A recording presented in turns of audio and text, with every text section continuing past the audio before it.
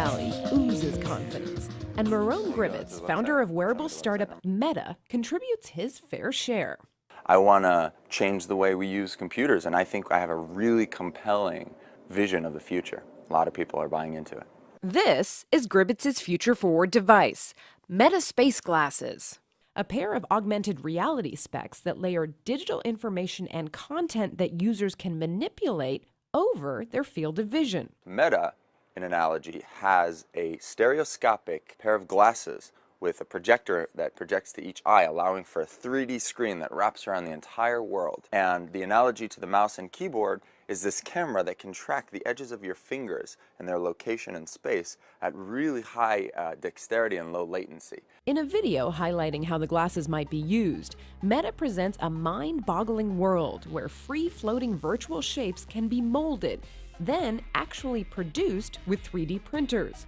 And details like names and job titles pop up as you meet people. Watching this, it's easy to be awed, yet also hard not to be skeptical. But during a recent visit to their makeshift headquarters in the Los Altos Hills, we experienced some of these demos firsthand. Oh, there it is. You can step back.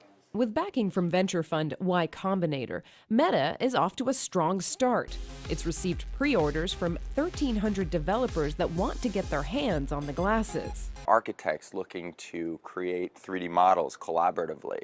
That'll be the first collaborative computer. There are surgeons who want to track CAT scans to the body and sort of rotate them with their hands in 3D as they perform surgery, because their hands are bloody so they couldn't touch an iPad. I mean, there's so many use cases that are coming in and surprising us. Meta's success will in part hinge on a robust app store, and there are other non-trivial hurdles. The prototype is a bit on the bulky side, but Meta's goal is to shrink down the technology so that ultimately the device is the size of a pair of Ray-Bans. All this reminded us of another tech company's wearable device, Google Glass, though Gribbets doesn't see the similarities.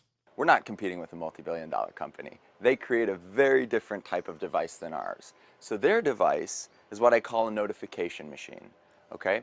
It's a small screen in the corner of your eye that you can only interact with your voice or by swiping the side of your head. Meta bills its device as a natural machine that's more intuitive. We use the thing that has evolved to manipulate your environment, namely your hand, and it's just so much more immersive than Google Glass. So I think it's going to bear different use cases. From its home base, Meta has sweeping views of Silicon Valley. You have little Apple over there in the distance, little Google over there.